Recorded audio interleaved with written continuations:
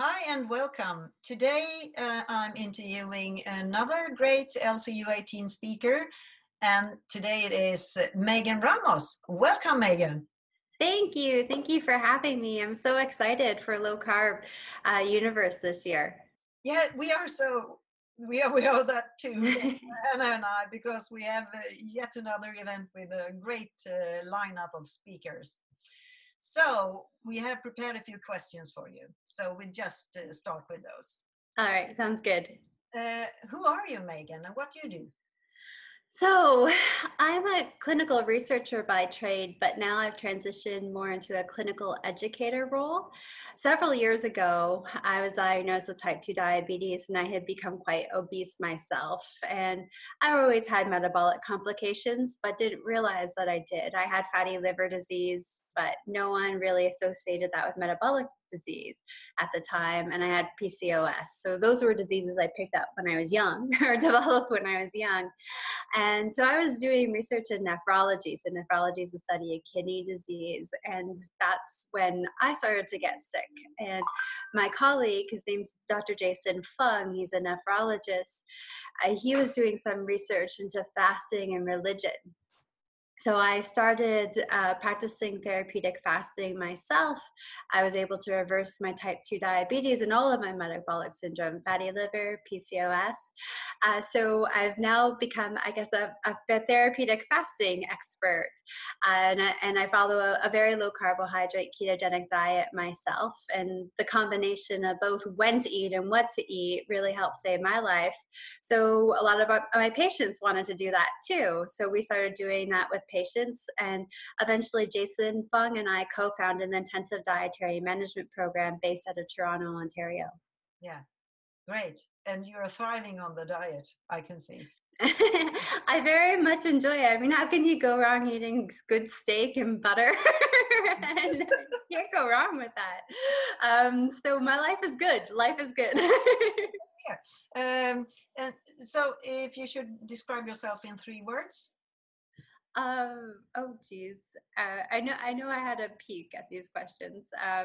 But I think I think I'm relatable to the people that I work with because I've been through it myself. I'm loyal to almost a default, and so I'll fight for what I believe in, even though it sometimes comes with great consequences. And I just really want to make the world a better place. So I'd say I'm a pretty caring individual, I hope. Well, sounds like a really nice person. Thank you. So you already answered this, what led you into the low carb way of eating, but you can take it short again. Yeah, I was going to go to medical school, but I was doing research at the time, and I just got so sick and tired of watching people die. All of my patients had diabetic kidney disease, and there's nothing you could do for their kidneys if the diabetes was out of hand, and it just didn't seem like they knew what they were doing in terms of diabetes management, the endocrinologist. And it just became so frustrating. I felt like I was watching people die. And then I was diagnosed with diabetes, and I was 26 at the time. It was right before my 27th birthday. And I thought, gosh, I'm going to have kidney failure by the time I'm 35. I'm going to have Alzheimer's by the time I'm 40. Like, these were realistic fears. And it was just terrifying. And I noticed a lot of the newer patients coming into our kidney clinic with diabetic kidney disease were my age too. And there was clearly something wrong with our diets. My grandmother didn't develop diabetes until she was in her 70s, my father into his 50s, me in my 20s. So clearly there was a radical change in our diet at some point, and that's why my grandmother made it for 50 years longer than I did before being developed with diabetes. And it all goes back to when we started to demonize dietary fat. in the late 70s. I was born on a high carb diet. My grandmother transitioned into one in her early 50s, and my father in his 20s. So it really pinpoints to a change in our attitude, especially where I'm from in North America, about fats. And the biochemist in me it didn't make sense, when I really thought about it, why eating the carbs and the insulin and how insulin traps fat. And once I was able to sort of piece everything together, and I felt like an idiot because I knew all of this. I don't think you're the only one.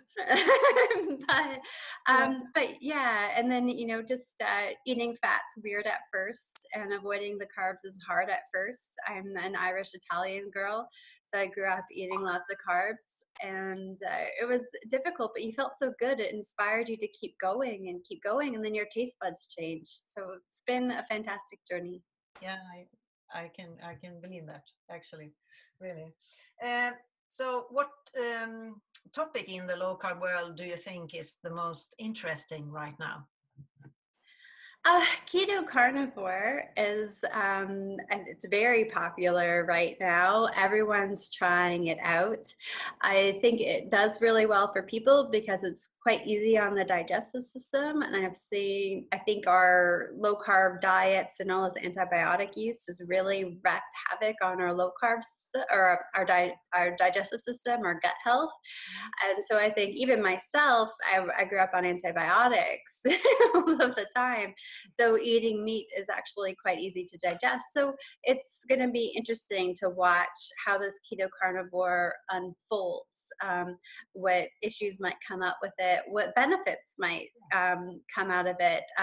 So I know myself, I gravitate towards a lot of really high quality fatty meats, and I feel very good eating them. And it will be interesting to sort of see what the results are as this trend continues to become more and more popular. Yeah. It's a really a hot topic. Very much so, yeah. So yeah.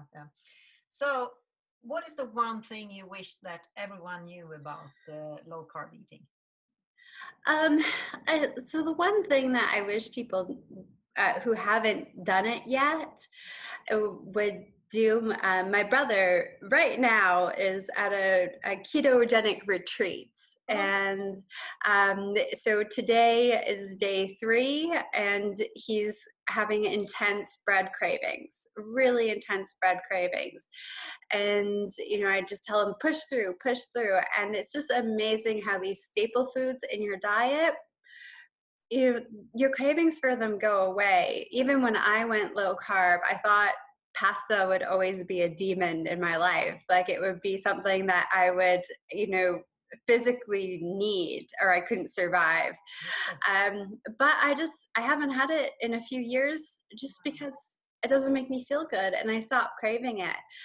So many people have these cultural ties to food, like my brother does to bread because of our heritage, me to pasta, patients to rice.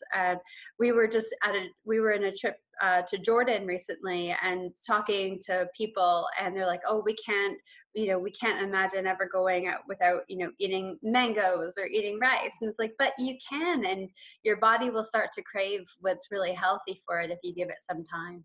Yeah.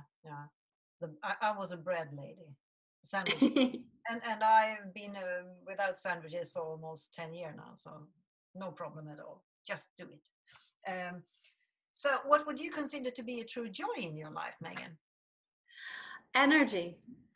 Actually having energy, because my whole life I never had energy. I grew up on cornstarch baby formula. I grew up eating McDonald's. I was spoiled growing up, so if I didn't want to eat what the family was having for dinner, it was okay for me to order pizza. I ate terribly, and I never had energy. In school, gym class nearly killed me. I loathed all physical activity. I would come home from school and have to sleep for 2 hours before I could do my homework as a kid. I remember right before I was diagnosed with diabetes, coming home and just passing out in bed, seeing a stack of laundry taller than me, and just crying, thinking, I don't have the energy to take care of myself.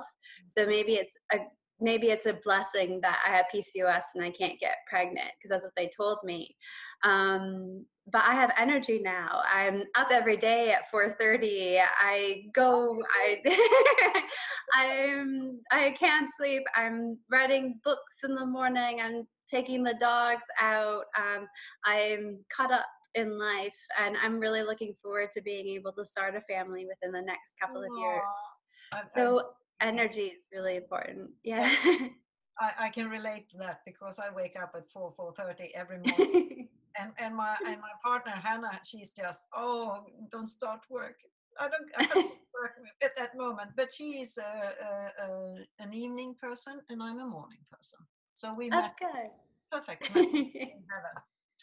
So what expectations do you have for LCU18, Megan? Just to learn a lot. It's an incredible lineup. Some people who I haven't heard speak in person before, myself too, which is kind of exciting. There's a lot of familiar faces. I'm always so excited to see Gary Fettke speak, so so that will be great. And then just all of the great minds there. You have Arjun and Charlotte from diabetes.co.uk. You have Andreas from Diet Doctor, Gary. It's always so amazing to go to these places and learn about what everyone's doing, so you can take it home and finesse your skills and just help even more people. So I love going and brainstorming with everybody, and I love meeting the people too. It's so exciting. A lot of times doing low carb and especially fasting, it can be quite controversial and you get bogged down in a lot of politics. So I love going to these conferences and meeting the people who are actually doing it and seeing the impact. It's really motivating. I always leave and I feel so motivated to get back into work when I get home. Yes. And I forget about all of the politics that we have to deal with. So it's very inspiring. Yeah, but it really is. And you will get home with even more energy and inspiration. Very much so.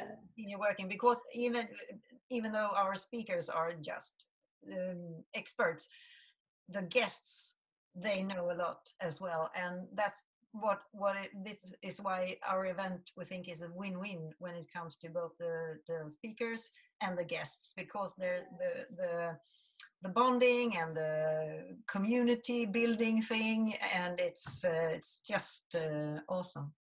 So if you want to meet Megan and all the other awesome speakers in Mallorca in November, I suggest that you go into our website and look at all the facts about the event, and also buy a ticket. And it was great speaking to you, Megan, and I can't wait to see you in real life in November. I'm looking forward to it. I've never been to Spain, so it'll be even extra exciting for me. Take care. Thank you. Bye-bye.